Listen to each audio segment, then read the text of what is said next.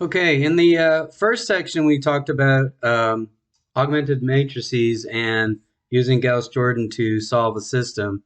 In this section, we're going to go in and talk about vectors and vector equations and do a little bit of matrix math. I'm referring a lot of this stuff to our interactive textbook, which if you go to eTextbooks, eText in our My Math Lab, you can see the interactive textbook, and it's got a whole great interactive bit to it. So I'm going to be using a bit of that and going through a bit of that to see what we've got here.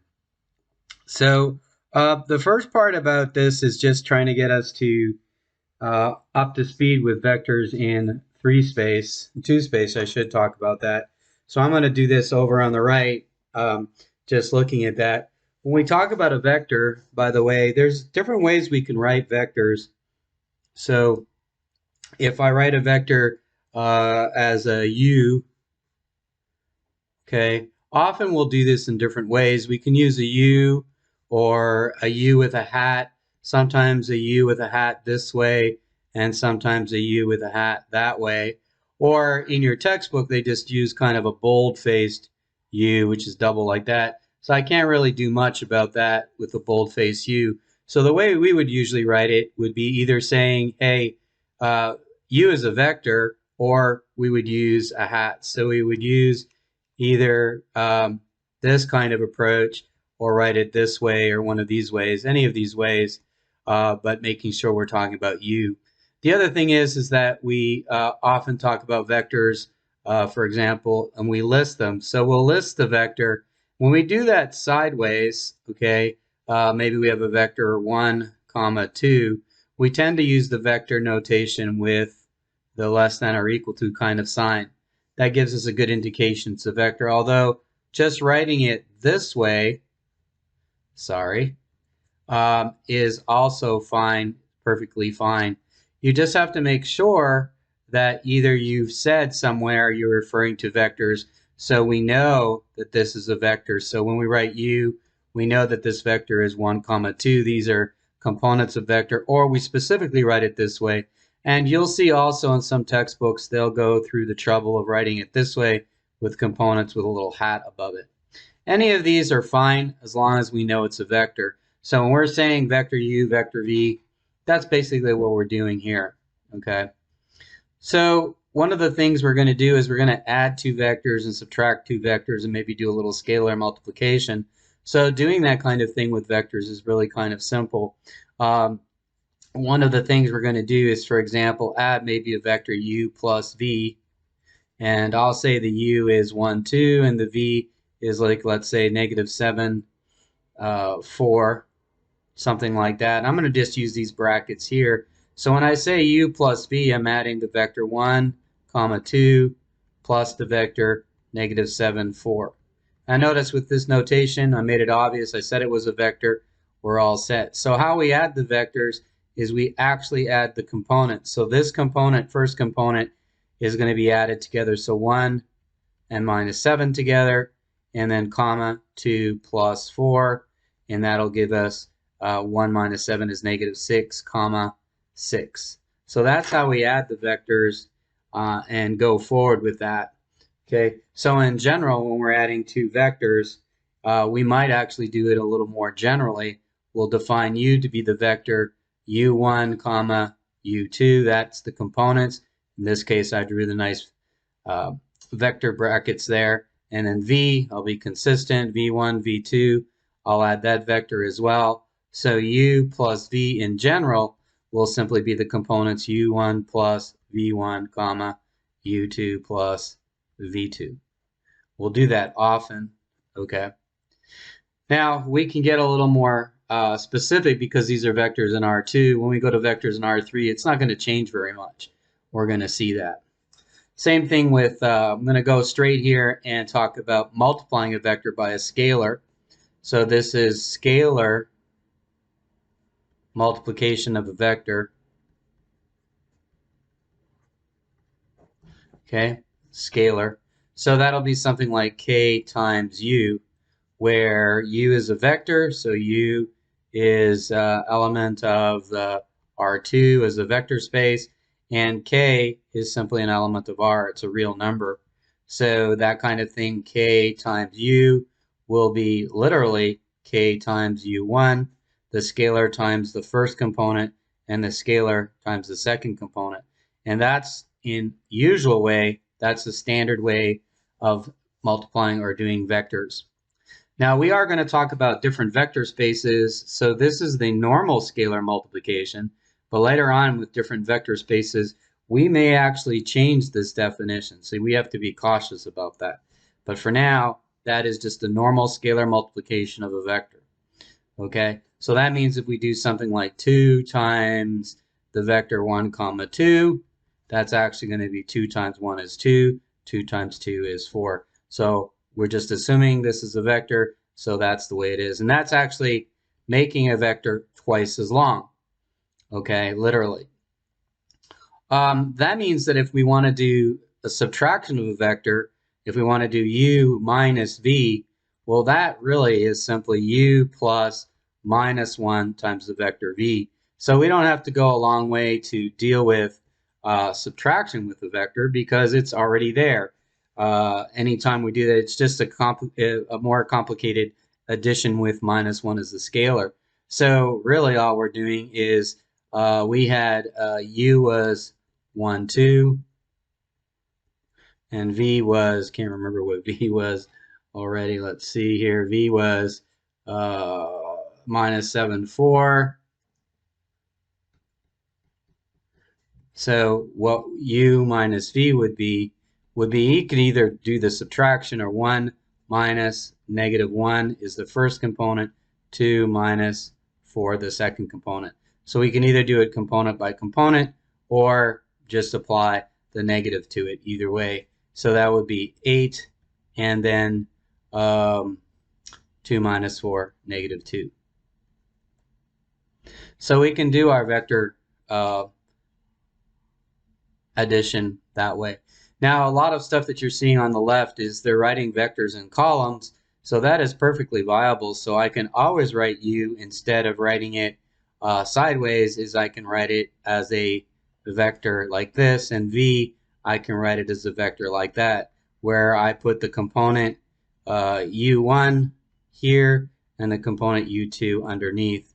And by the way, there is also different notation for that. That's perfectly viable. We can do that. Whoops.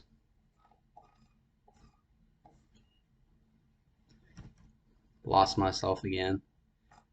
That's perfectly viable to do it that way. We'll do this. We'll open a new page.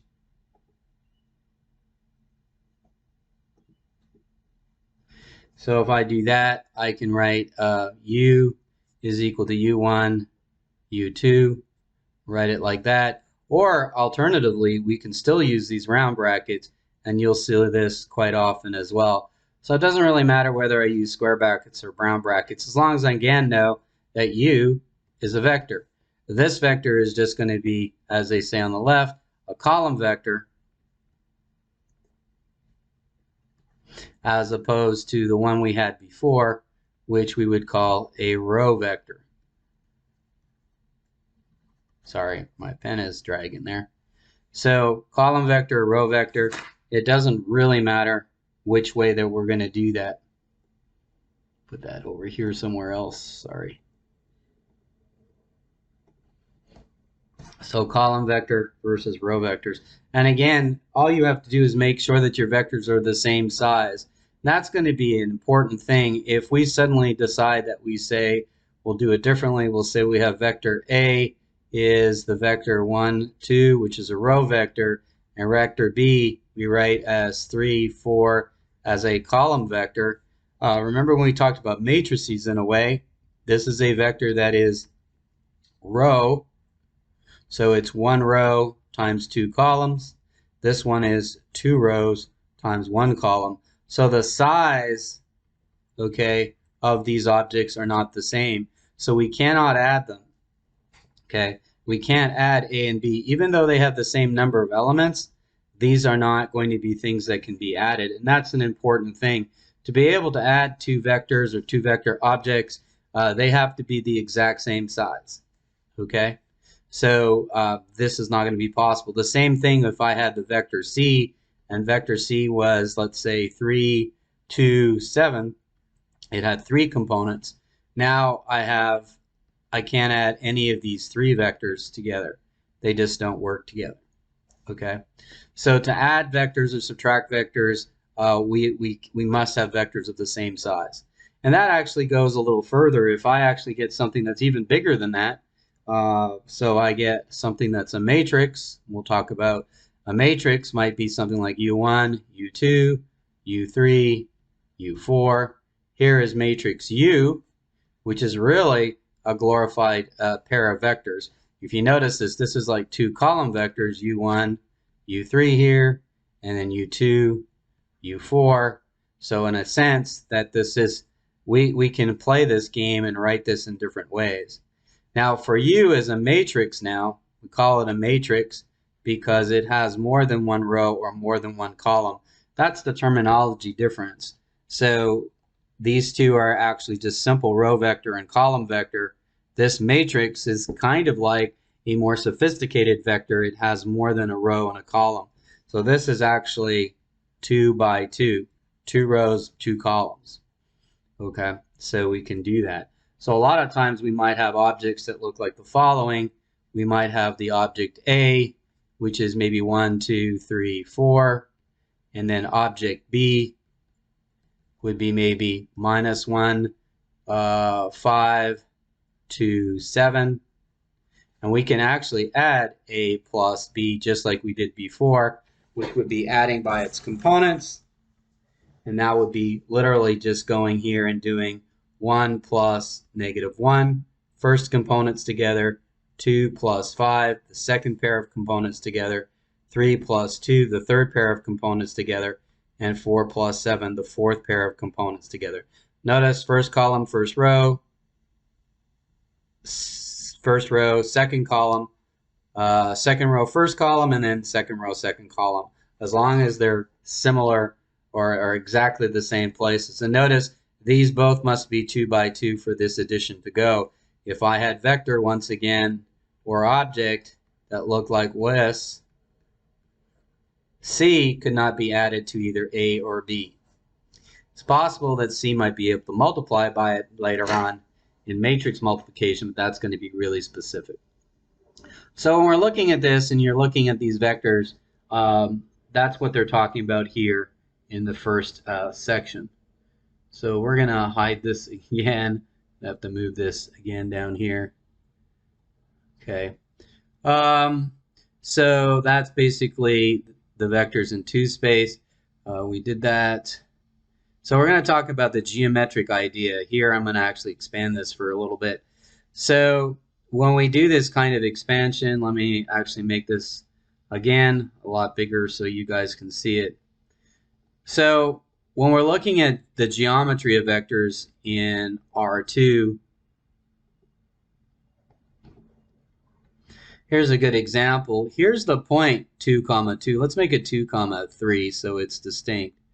So there's the point 2, 3, 2x1, 3x2. Notice in this way they're being distinctive from x and y, u and v, whatever. We can be very open about that. The point is something here in R2 that we describe as the actual just description of 2, 3. Whereas we write it in this case as a column vector 2, 3, where 2 is the x1 and 3 is the x2.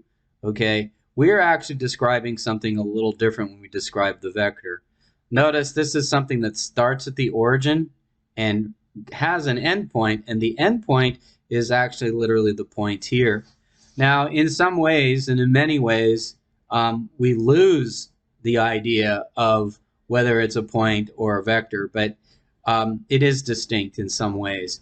And notice this vector has a horizontal component that we can work out. It's actually 2, a vertical component that's 3, and actually, if you figure this out, it now has this resultant component of this triangle, 2, 3, that we can actually start talking about. And that is going to be incredibly important for us as we move on in the future. So we'll take a look at that. So when we talk about that concept of that resultant point, we're actually looking at this triangle here that looks like, whoops,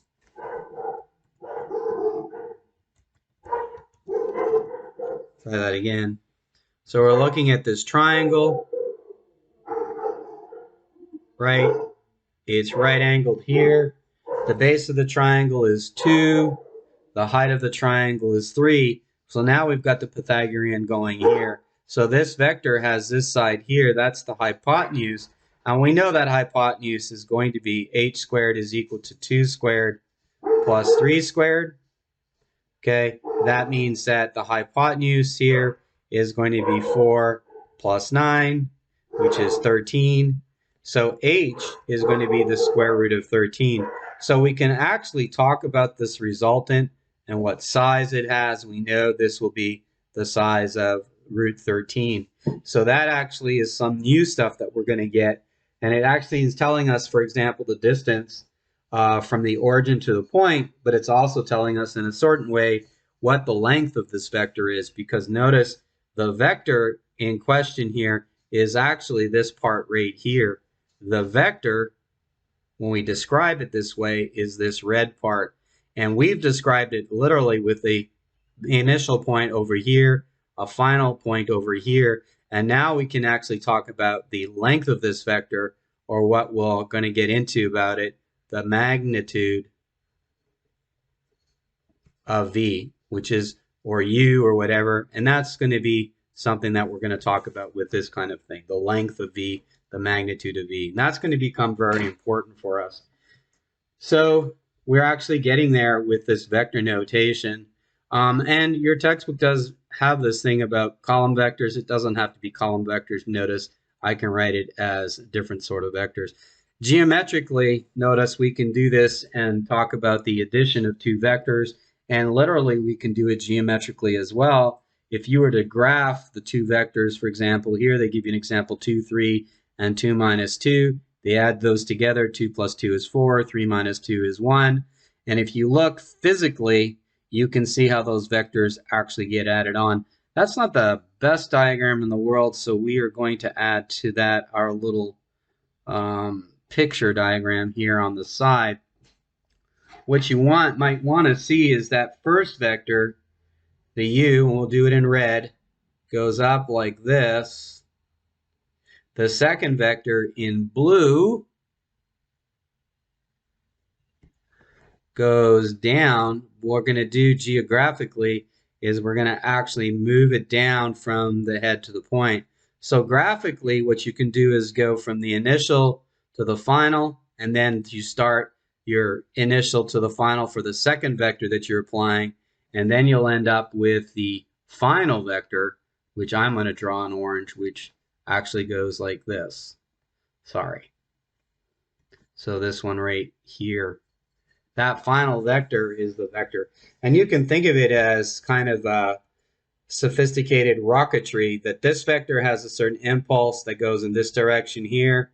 It gets us to this point. We change the jet of the rocket to push down, and that actually results in this motion in the end. So that is a really interesting way of dealing with vectors and looking at them. Okay, got these multiple windows going here. There we go. Okay, so you can see that obviously if two vectors are going in the same direction, we get this kind of thing. It's an interesting thing. Let me see if I can do that here.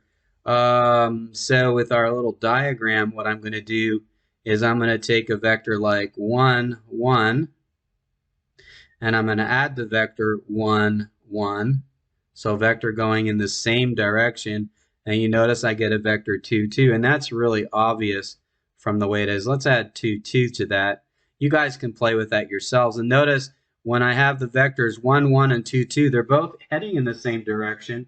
So what I'm just doing is I'm just adding more and more of that vector to it. So that's kind of a rule that we can use to add vectors. Okay?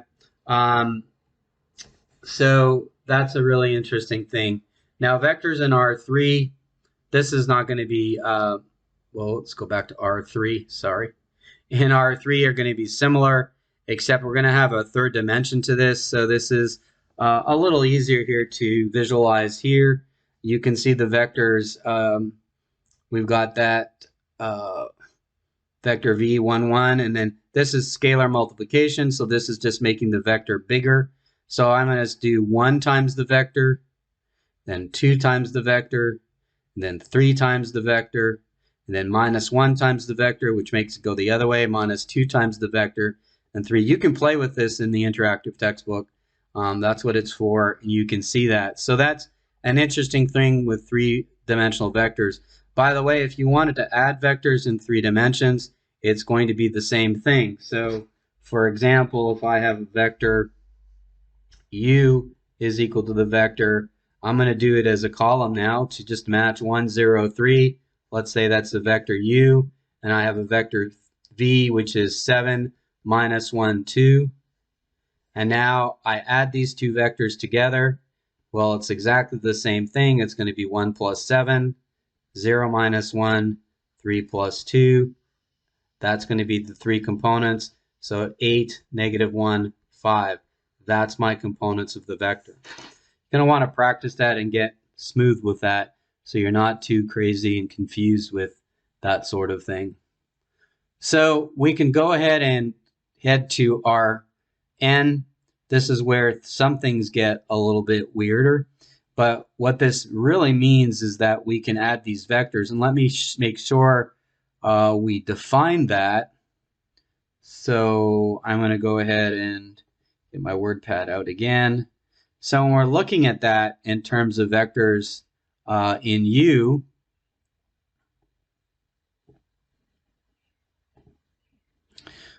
what we got here is, let's say we have the vector U now in N, and they have it as a column, so I'll include that U1, U2, UN.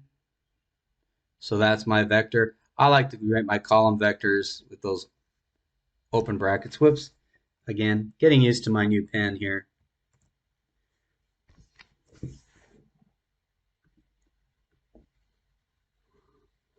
Obviously not used to it yet. And my vector V would be a similar one, so V1, V2, Vn. Now these two n's, these two vectors must be exactly the same size. So they both must be column vectors of the same size n. So the two n's in here are the same. So when I add these, the components are pretty easy. It'll be u1 plus v1, u2 plus v2, and we'll keep doing that until we get un plus vn. And that is how I add component by component to get the sum of the two vectors. And all of the other things work out, actually. A constant times this and that sort of thing. Now what's really interesting is we actually have all of these algebraic properties that apply to Rn, and we're going to see those, that these 8 properties are similar to the 8 properties of vector spaces. So all our vector spaces are going to behave the same way. Funny enough, these are properties that apply to numbers, just like 1 and 2. So real numbers apply for all of these properties. So we're going to see that if something has these properties plus 2 others, so the 10 properties of vector spaces, we can prove that something is a vector space. And that's going to be an important thing that we're going to do later on. So, and we can go through all of these, and I'll just do a 0 property for you just as a, for instance. So, considering what we've done with vectors so far, if you take a look, I will look at a vector, we'll call it a vector V in Rn. So V in Rn, so it's an n space. So V is going to look like components. I'm going to do it sideways as a row vector, V1, V2, V3, Vn. I'm going to add this to a 0 vector. Now the 0 vector in Rn, there's a 0 that corresponds to this, must be a vector of exactly the same size, so it has also n components, but every component is 0. So that means when I add these two together, which I can do component-wise very easily, I can do that just vertically down. I see is going to be v1 plus 0, v2 plus 0, dot, dot, dot, until I get to vn plus 0. So every component I'm simply adding 0 to, which means that it's really going to just give me the component back, v1,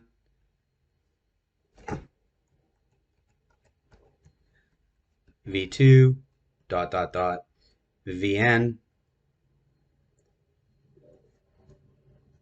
And when I do this, this means that v plus the 0 vector corresponding to that is simply v.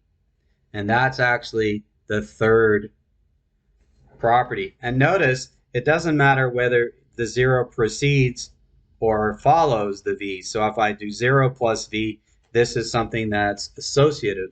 So it doesn't matter which way I associate it back and forth, which is very important, which is same as saying that 2 plus 0 is equal to 0 plus 2 is equal to 2. Notice that numbers, real numbers in R, actually follow this same rule as well. So that's also vector space. And we'll see that a matrix will also do the same thing, will be a vector space. So all of those things are quite important. So that is a very interesting thing. So that's the basic thing going on there. We can do, I'll come back with a video about linear combinations in a minute. Stop here.